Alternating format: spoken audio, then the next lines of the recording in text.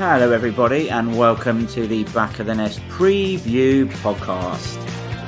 It's me, miserable Sam Hesketh, in lieu of Terence, who is somewhere. But I'm joined by the wonderful Albert Curley. Hello. Hello, mate. How do we do all this again? Oh, I can't remember. Do we just talk? Yeah, what we don't do is what I did last time. And unplug something from my laptop halfway through, which then just removes me from the podcast. Yeah. Which you and Terence seem quite happy to just put out there, but...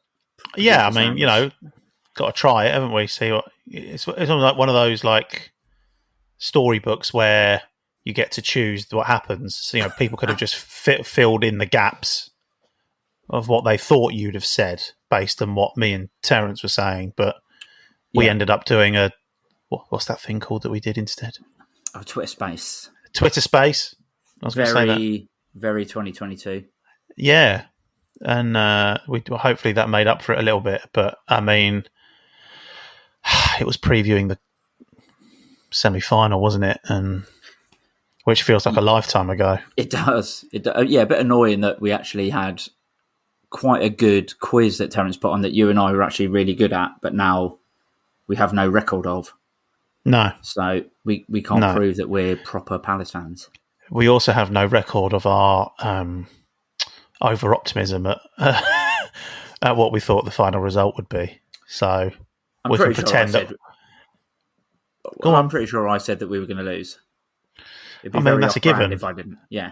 But, yeah, I mean, you said it, but it didn't get recorded. So, if a tree falls in the wood... Very true. And no one's around to predict a 2-0 loss. Did it make a sound? My default routine 2-0 defeat. Yeah. More of which to come later, probably. Should we just skip right to the end now and get your Southampton prediction?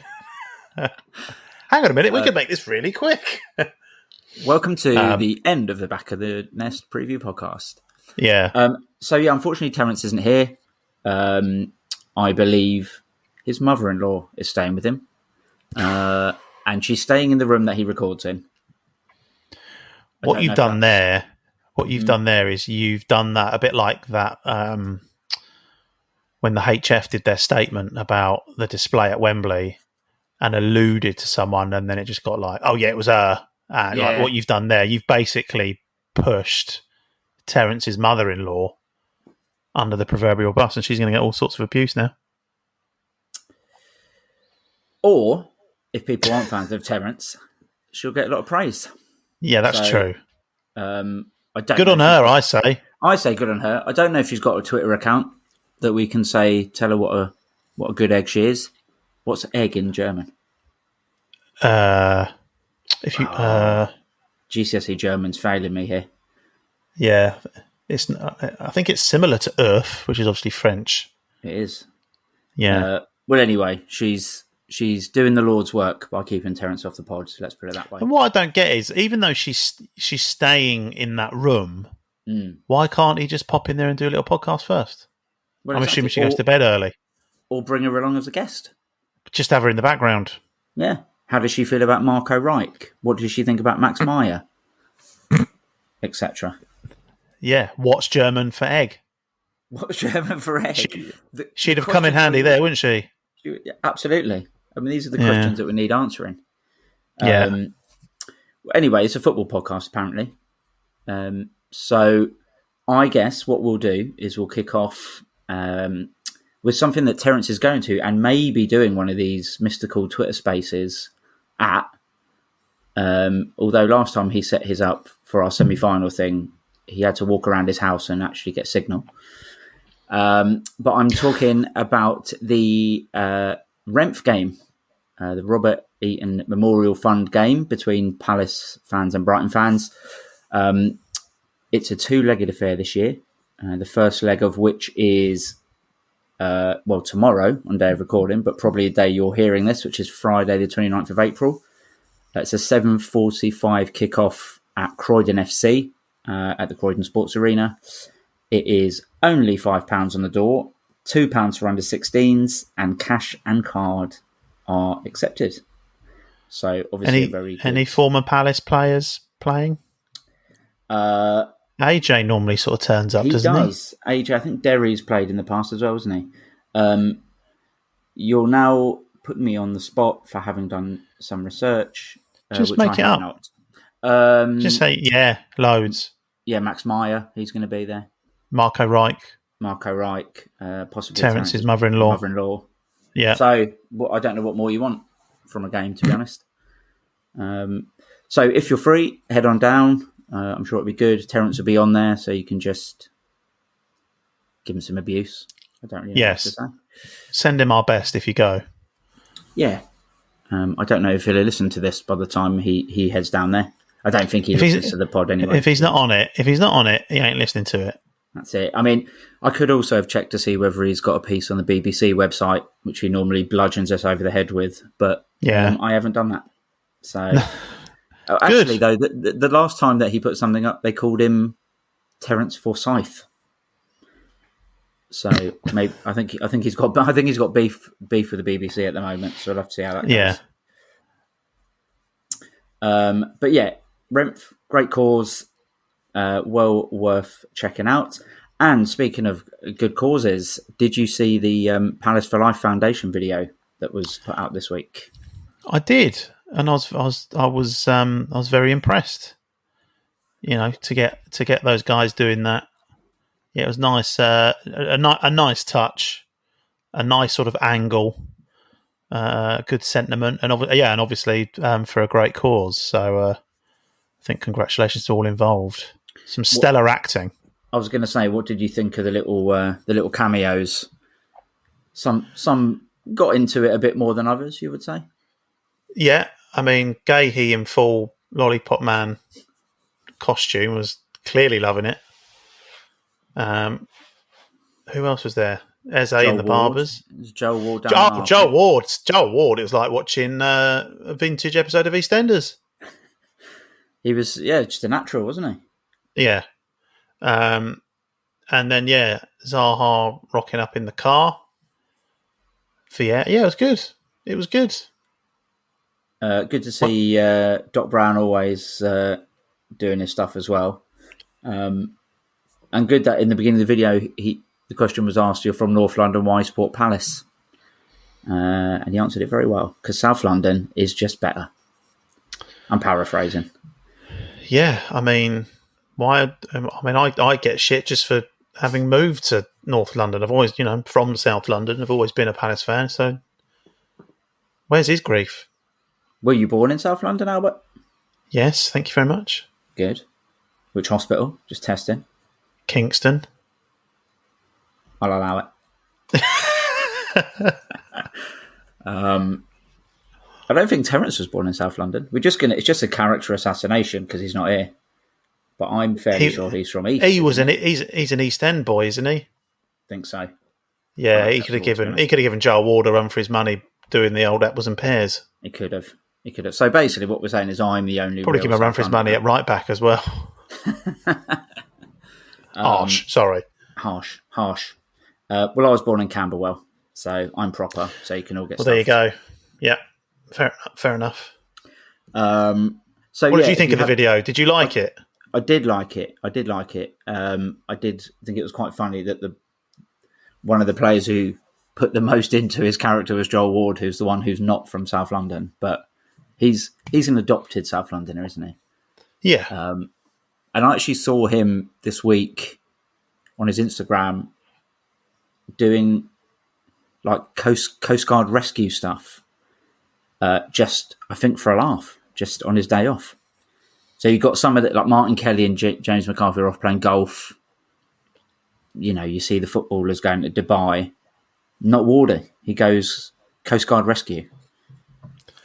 Fair enough. I mean, a couple of extra sessions at left back might have been a better idea, but that's not having a dig. But fair enough. Well, that's him told. We'll get briefly into the Leeds game, but I thought he was quite good at left back. To be honest, he was. And we saw an angry Joel Ward. We did, which was very exciting. Saw a very angry Joel Ward. I mean, that was more. had even more sort of oomph behind it than his turn as a fruit and veg salesman, which is saying quite something. Surprising. He's absolutely saying something. He went right in on him, and quite rightly, because it was a grim challenge. It was a terrible challenge, and the fact that Wardy got booked where he didn't really do anything. He got in his face, but I don't think he should have been booked for that. But I think he was calling forth the wrath of God on Dan James for that challenge. So who's the real loser? It's not Joel Ward. It was Dan James, wasn't it? Little rat boy. Yeah, little rat boy. We'll it was one of many. Yeah, it was just one of many horrendous bits of Leeds. I guess the word is shithousery, isn't it? Yeah, absolutely. But luckily, the referee had a good grasp on all of it. Yeah, I mean, let's just get into it. Talking of that referee up, I think we can all be quite partisan, obviously, at times, but that was one of the worst performances I've seen in a while. Just because I think very early on, Wilf got absolutely clattered and the ref barely even spoke to the guy, let alone book him. And it sort of set the tone for the rest of the game where Wilf was just getting kicked up in the air for most of it. You got the Leeds fans on Twitter, all of these people who filmed themselves during the game, moaning about the things you can be sure of: Def Taxers and Wilfred Zaha diving and moaning. But I mean, there seemed to be a lot of sort of neutral commentators that were also a bit puzzled at why the referee was so lenient. And it was an enjoyable game. It was an entertaining game. It felt more like a championship type game where it was a bit rough and a bit, rotational fouls and pushing and shoving and stuff. But yeah, I think the referee had an absolutely appalling game, and I hope that he was confronted in the tunnel by Patrick Vieira because he deserved hopefully. it. I mean, yeah, it was the Troy Deeney Watford. Let's all take it in turns to foul him, sort of thing. And the referee just didn't get a grasp on it, and I think it rattled us a little bit.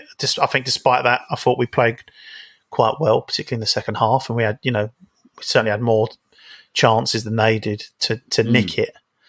But yeah, they were a fucking horrible bunch. I think that the one thing that really got me during the game was when Rafinha went down holding his head, even though Wilf barely touched him and got the ball cleanly, and we were away in the first half. We were clear up the line, and the ref stopped the game. What I thought initially was because he thought it was a head injury. Rafinha then jumped up and started shouting at a Palace fan, and much to my disbelief, the ref then gave Leeds a free kick for the foul, even though he hadn't given it initially. And that's the thing, obviously Wilf has got this reputation of being a diver and being a cheat and all this, but you see people rolling around holding their heads, and then half a second later they're Lazarus back up and moaning at a Palace player. And he did that thing where it's like the four or five checks to see if he's bleeding from the same position. Yeah, It's like touch, look at the hand, touch again, look at the hand. It's like no, you're fine. You're not bleeding. Yeah, don't worry, mate. It's not that like that magic delayed bleeding thing that no one's ever heard of ever. Yeah, but yeah, like you said, I think second half especially, I thought we were really good. We were just that sort of one little touch, one little pass off. I think we had a couple of chances that we needed to be a bit more instinctual with. Gallagher sort of tried to take an extra touch for one of them, and the keeper made an all right save from Wilf. But it just felt like it would have been one of those brilliant atmospheres where there was a lot of sort of needle in the atmosphere, and Palace fans were getting pissed off that if we'd have scored, it would have absolutely erupted, I think. So a real shame we didn't get it, but I suppose on the positive side, it's good to not lose to teams below us, isn't it? You want to not let them catch you up. Yeah, it's not a bad result all told. It's just it's just another draw at home against a team that we'd like to beat. I'm not saying we expect to beat them, but we'd certainly like to beat them. Just going back to the Will thing, what did you make of Calvin Phillips's whatever you want to call that? Yeah, I mean, for those, I'm sure everyone listening does know, but Calvin Phillips sort of had a dig at Wilf, saying, he goes down easily and he's basically a cheat. Was the long and short of it. I mean, I'll back Wilf till the end of time, but Terence put a really good thread of clips from the Leeds game of all of the dives that the Leeds fans were sort of levelling at Wilf, and they're all fouls, and the ones that weren't, you can clearly see that Wilf gets up straight away and carries on, like he's not claiming for anything. But the problem is, I mean, if you have players like Calvin Phillips, who's very highly rated and has got an England squad and everyone loves him, saying Wilf's a diver, it only goes to push that reputation that he's a cheat. And I think Wilf's card is marked by some rest before the game even starts, which I don't think is fair. I don't think it's great for another pro to do that, to be honest. I think it's just becoming a self-perpetuating myth now, isn't it? You know, yeah. Started with Watford fans and Harry the Hornet and all that stuff, and there's, I mean, I can't think what game it was. What game was I watching? I can't think if it was one of the Champions League games this week, or if it was one of the Premier League games for the weekend. Like, there's just way worse examples of people trying to con the referee. You know, and it's not even like, it's a foul and they've tried to buy a pen. You know, it's just that sort of real, just flopping over someone's leg. And yet it's Zaha that continually gets his name dragged through the press as this diver. And, you know, his bookings for diving over the years proves that he's not. And there's way more players that have sort of gone under the radar and got more bookings for diving, and their reputation seems to sort of stay intact. Yeah, exactly. Must be very frustrating. Yeah, I'm sure it is. Which also, you know, it's not going to help if you're getting kicked every time you get the ball and nothing's happening. You know, these guys aren't even getting spoken to. And I remember when we played Wolves at home this season, all of their players were rolling around like holding their heads as if they got head injury, which for a team that's had a guy out with a legitimately fractured skull is probably as low as you can get, really. And it's just bad sportsmanship. I don't like it. My opinion is if you go down holding your head and you don't have a head injury, you should get booked. I know that'll never happen. I know it's hard to prove and all that, but I just don't like it. It's too cynical. Or kicked in the head. Yeah, or kicked in the head. Yeah. There you go. Now you've got one. Now you've got a head injury. So yeah, and actually, I thought finishing off the Leeds game, I thought Wolf played pretty well. It's good to see at least they come on and do well, take a bit of pressure off Wilf, because he did have a couple of players on him every time. Good to see Benteke come on and play like the Benteke that we know he can be. So again, I mean, we've talked about it in recent weeks, the sort of depth of the bench is really good to see. And I think Vieira got his substitutions right on Monday, even though we didn't manage to get the win. It's something we've been critical of in the past this season with his subs, but I think he got them all right. And just a shame that we didn't nick the goal, because I think, to be honest, we were the better team. I think a 1-0 win would have been pretty fair result, to be honest. Yeah. Oh well. But speaking of how good our players are, Palace announced that they were opening the voting for Player of the Year. I think that opens today. So they're doing. Where can we vote, Sam? We can vote on the official Palace website. I think I haven't checked, to be honest. I saw it. I mean, if you can't do it on the website, that's a crying shame. Send a stamped addressed envelope to Crystal Palace. But they're doing a sort of event, a end of year awards event at Box Park in Croydon. The tickets of which are free, but you have to not buy them. You know, get them off the website. Register. God, you're better with words than me. So, who would be your pick? I think we've chatted about this a few months ago, but as we're nearing the tail end of the season, there's a lot of football to be played, Sam Hesketh. There's a lot of football to be played. Well, they've also done goal of the season. Really? And we might score 10 worldies from now to the end of the season. Who knows? That's madness. Well, I probably wouldn't have said this when we first had an early punt for who player of the season would be. But for me, I think at the moment I'd be giving it to Mark Gahey. I think he's just gets better. I just really, really rate him as a defender. He's, I rate him as a captain when he gets the armband. I'd like to see him keep the armband personally. Yeah. I think he's got the chops to take that on. He's only 21, 22, but give it to him. Give it to him. Give him a new contract. Give him all of it. I really, really rate him, and I sincerely hope that we see him in a Palace shirt for at least a few more seasons. I think he'd be my early shout for player of the year. Yeah, I think that's a very good shout. I think he's definitely up there, isn't he? He'd probably get mine. Obviously, there's a few other. I think Tyrick's been brilliant.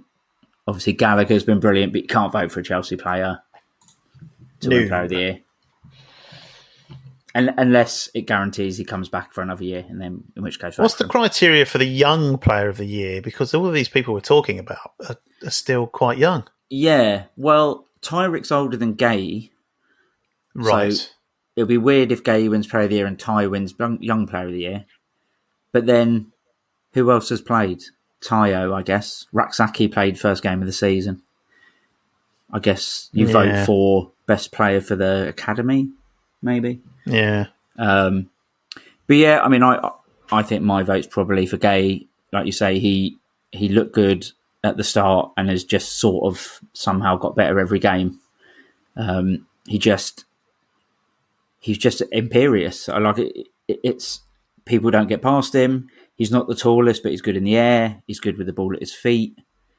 He's got some vital goals as well. He's got some vital goals, and he is a good leader. I think you don't need to be a leery, shouty, getting in the face guy to be a good leader. He just leads from the back, and I think he's been an absolutely unbelievable signing. I'm still sort of surprised that we've got him and tied him down to a 5-year deal, but he seems to be a very intelligent bloke as well. So hopefully he knows that staying at Palace for another couple of years will probably do him better than going back to a Chelsea or something like that and maybe not playing every game. And he's a fucking good lollipop man as well. He's a wonderful lollipop man. Yeah.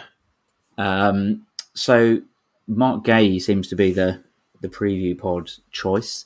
What about your goal of the season? So to give you an idea of they put a little preview video out, and it includes goals from the women's team, goals for the under-23s. But for the first team, the men's first team, you've got that team goal against Brighton, which probably gets my vote just because every player touched the ball and it was against Brighton. Yeah. You got Connor's goal in the top corner against Everton. Yeah. They've got Odsonne Edouard against Arsenal, where he sort of runs their defence and pings it off the bar, which is a nice goal. Oh, yeah. Goal of the season. Wilf against Watford, Wilf against Norwich, the sort of, there's now trademark cutting. Yeah. I'm a big fan. I'm a big fan of that move. And Conor Gallagher's goal against Watford, where he absolutely mugs a defender off with his control and pings it in the opposite. Oh, yeah. Oh. We have scored some good goals this year, to be honest. Yeah, Will's ones, he scored the Watford one first, right? And then the next, was it against Norwich? Or was it the other way round? I think it was the other way round. Right. Fill some time and I will let you know. Because I preferred the one, the Norwich one. Yeah, the Norwich one came first, just about. Yeah, I think that's ever so slightly better. And it's just a quality move, cutting in and it is smashing it far post. I could watch those all day long. He tried it again, didn't he? Right at the end against Newcastle and just missed the top. Yeah, that would have been a touch as well. Yeah, that is a good goal. And it's Wilf. So that bumps it up a couple of points for me as well. I just think Connor gets mine just because it's against Brighton. Every player touched the ball. Yeah, the limbs in you like a tiki taka. I do. Whereas I like a fucking hit it. Lever it. I've said it before. I'll say it again. A direct free kick, a dead ball free kick. Goal is my favourite kind of goal. Yeah, Darren Ambrose punting it from Jedinak. Jedinak against Liverpool, right in the corner. Lovely goal. Yeah. Well, hopefully Andre Moritz, who was knocking about this week because was he? He lives in Singapore, I think, and we just announced a friendly in Singapore pre-season. So I think he was just like, yeah, Singapore's good. It was a pretty dry article, to be honest, but he's out there. He's happy to see. All he's done is he's put his name out there. He's hoping somebody will get him a ticket. Yeah, exactly. We'll see, Andre. Don't push it. Is he playing football out there, or is he just out there? He's probably playing football because he doesn't stay at a club for longer than a year, ever. No, just loves that signing on bonus. I love that one of his clubs was Bolton, and he quickly said, "You know what? I'm out." Was that under Dougie? Yeah, it must have been. It must have been. Dark times. I'm just looking at his Wikipedia page now. So he played 27 games for us, 23 games for Bolton. And then he went to Mumbai. He went to Pohang Steelers in Korea. He was in Turkey for a bit. He was in Brazil for a bit. And now he does play for Hougang United in the Singaporean Premier League. I don't know. Hougang United. Very good. They play in orange and white stripes. That's a bit of a rank kit. My question is, what's he running from? Well, exactly. What's he afraid of? Do you reckon he's a spy? He's not. He's a shit spy, isn't he? Because I suppose you've got to stay out the public eye. Or he's just got commitment issues. I'd hate to fall in love with Andre Moritz. Oh my god, you never see him again. No. You'll always have that evening at Chiquitos in Bolton. Yeah, and just wake up in the morning and the door's just ajar. He's gone. He's gone. But I knew that when I knew he was like this when I got involved with him. Yeah, exactly. You knew what you were getting into. Yeah, you knew what he was getting into. Yeah, I don't know what segue we can have from Andre Moritz being a Lothario, but why don't we move on to Southampton away? Oh, glory! If we have to, glory fixture. So, I did, for the first time in my life, a bit of research in the build-up to this podcast. Just because in my head, our record away at Southampton in the league since we've come up is shit. And now I've got proof. So, we obviously beat them in the Cup.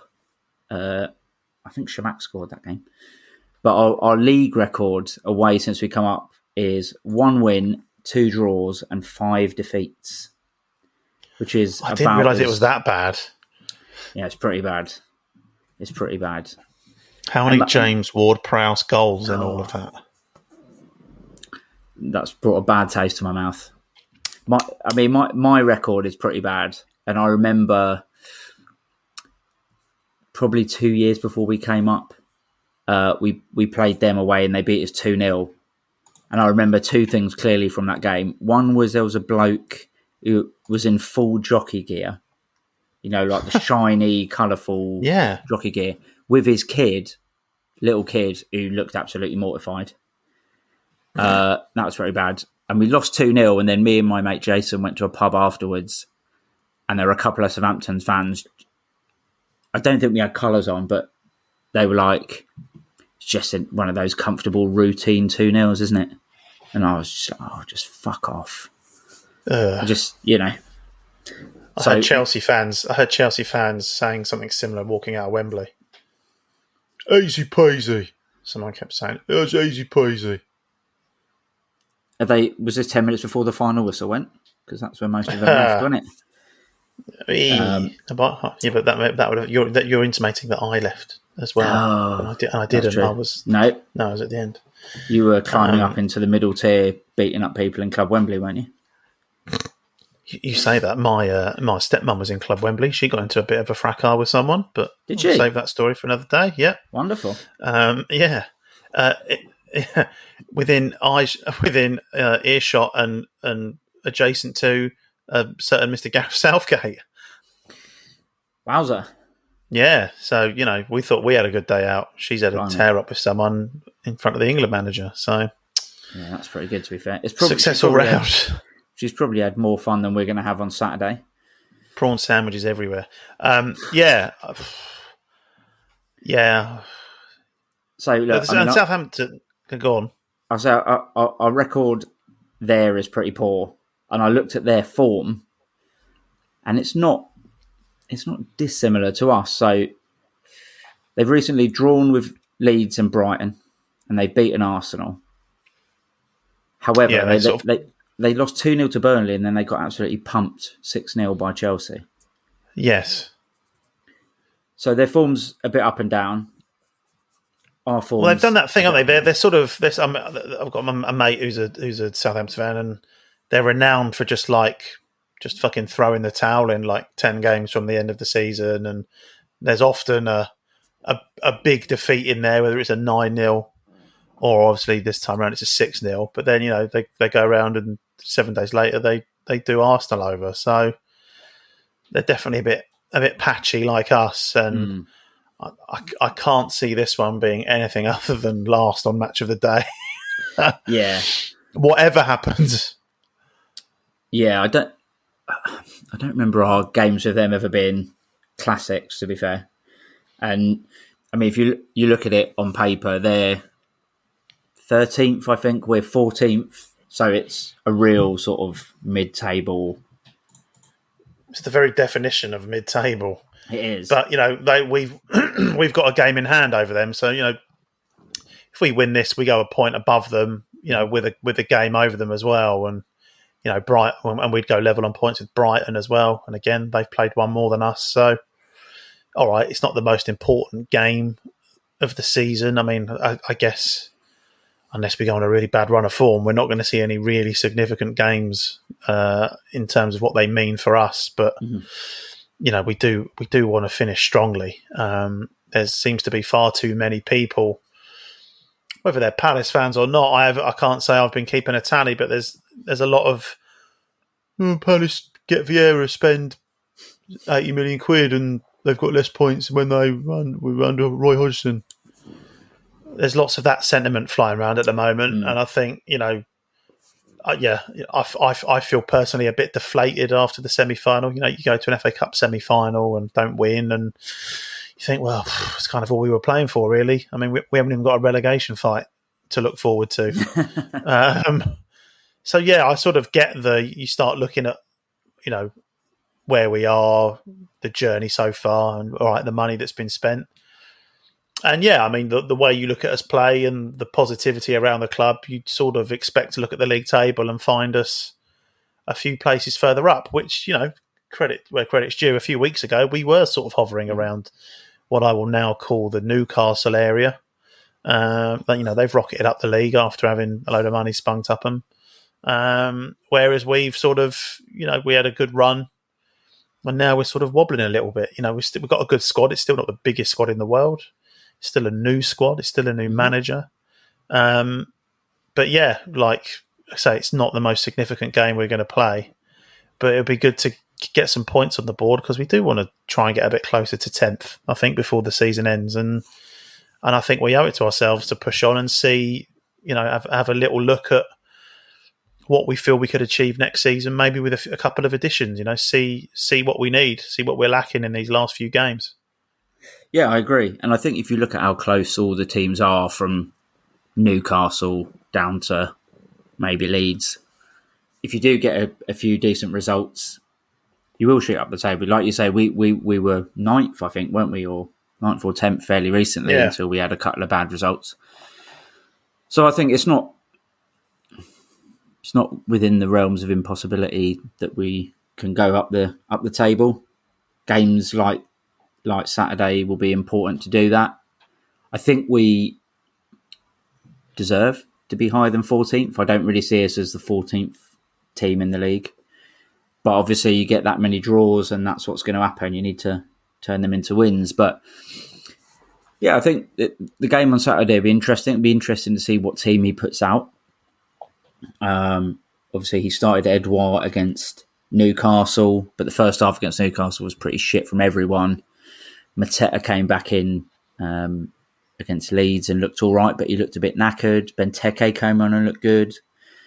So who would you go with, and who do you think he'll go with, especially up front? Well, I think he'll. I don't know. I'd like to see Benteke come in. I thought Benteke looked good in his brief appearance at Wembley. I thought he looked better in his slightly longer appearance against Leeds. And I think Mateta can't say he's not had a good run in the team. And listen, this isn't me slagging Mateta off. Again, he's done well in his sort of time in the team. But I think it is, we have to again cast a little eye to next season. Is Benteke going to be at the club? Do we want Benteke at the club? Mm-hmm. I don't think Edouard's going anywhere, but let's give Benteke a go and see what happens if we give him a full run in the team. So I think he deserves it. He looked sharp, I think, on both occasions when he came off the bench. So I'd like to see Benteke given a go, and I'd like to see it with Elise starting as well, and obviously Wilf starting. Because and see what happens from there. I read that Livramento guy, who's been really, really good for Southampton, their fullback, is out for the season now. He got a pretty nasty injury. So you would think if we can play, like you say, play Wilf, play Elise on either side and make them have to concentrate not just on one wing but both. And if you have, if we keep Eze in the team, that's another one. I saw some people say that he was awful against Leeds. I thought he was all right. He's obviously still coming back to fitness, but he showed glimpses of what he can do, carrying the ball. And I think the midfield. Yeah, I mean, I certainly wouldn't have said awful. And I think you summed it up. He was all right. I don't think he was great. I don't think he was anything less than okay. There's again a couple of glimpses. I can't think which Leeds player it was, but he proper left a Leeds player for dead, sort of out near the touch line, and it was like, there he is. He's coming back. Again, but I'm not looking at Eze and thinking, "Fucking hell, mate, why aren't you the same as you were pre-injury?" Because it's been a stop-start, limited run for him to get back in the team. So we've got to be patient with him. The ability's still there, and we just got to give him time. Yeah, I agree. And I think further back in midfield, I thought MacArthur was brilliant against Leeds, playing in the role that Czech's been playing in. And that's good to see. It's obviously, I think we all love MacArthur, and I think Czech's been brilliant this season. I think Czech, having talked about sort of Player of the Year, I don't think he's going to win Player of the Year, but I think he's been very, very strong. So whoever of those two plays will be good. And I guess the only question mark really other than that is whether Mitchell is fit or whether we go with Wardy again, who, like I say, was surprisingly very good. Not because I don't like him, but his form's been a bit iffy. He's obviously just come back in the team, and playing on the left is not... I know he did it many years ago when we had Mariappa on the right under Pulis, but obviously he's not a left back. But I thought he did very well. So it'd be interesting to see if Mitchell's back. Obviously, if he is, get him straight back in the team. But yeah, it's nice that we've got depth certainly up front. It's interesting to see how he's going to go, whether he sort of sticks with what's been working for the most part with Mateta up front, or whether, like you say, he sees whether Benteke can thrive in this system, whether he wants to give Edouard more time. I guess we'll just have to find out. We haven't really touched on the sort of Ward-Prowse versus Wilf thing, but I think we all know that Wilf's great and Ward-Prowse isn't. Right? He's a little annoying little rat. Just don't give him. Yeah, but he respects him, so don't worry about it. He respects him. So long as we don't give any stupid free kicks away, which he will 100% score, then we might be right. That's what's so frustrating about the Ward-Prowse thing. It's like he's clearly a fucking rat bag. He's bloody good at free kicks, and as I've just said, they're my favourite types of goals. It wasn't my favourite type of goal in the home game this season, where he curled the free kick right in the corner that I stand behind. Oh, outrageous! Not good. It's an affront. It's a personal affront on you. That is. But we got a Jordan. But don't worry, he respects you. He respects me. You. Right. He respects you. So don't worry about it. It's not mutual. Even if he spits at your feet, he respects you. So. Am I allowed to clap at him, or will that will get me in trouble? Yeah, it's not quite respectful enough. Got it. Clapping. So, I guess we can wrap it up. But before we do, what's your prediction, my friend? I can't believe I'm going to say this, but I think it's going to be a sweaty 1-0 Southampton win. Oh, just because it's just such a fixture for us. And I'm hoping that I get pleasantly surprised and we come away with a romping 2-0, but still not quite over the semi-final. No, or the Newcastle performance. So yeah, I think I can see us coming off worse out of this one. Be nice if we can score a goal again. I've missed that. That would be nice. Well, I've got some bad news in that I'm going to the game on Saturday. And I'm being accompanied by friend of the pod, Miserable Dave Perry. So the two most negative people that you know are going to be together watching Palace. I'm sorry to say, slip to a 2-0 defeat. That's why I reckon it's going to be. This is a right jolly listen. You're welcome, everyone. At least you don't have Terence. There's a silver lining. Yeah. So that about wraps it up. I'm sure there'll be a review pod after the game, some point in the weekend. Terence may do a Twitter Spaces thing, so keep your eye on social media. A tweet space. They're called Twitter Spaces. Tweet Space. Yeah. Sure. Keep your eye on socials. An Elon Musk space. An Elon, X, Twitter SpaceX. Nailed it. Nailed it. This was going to be a really smooth outro, but now it ain't. Sorry, it's not, is it? No. How would Terence style it out? Oh, some fucking annoying segue about a 7.3% beer, which I don't drink. I'm drinking water, mate, and I've had a packet of Rebels, so I'm ready to party. And on that note, thanks for listening. And up the Palace.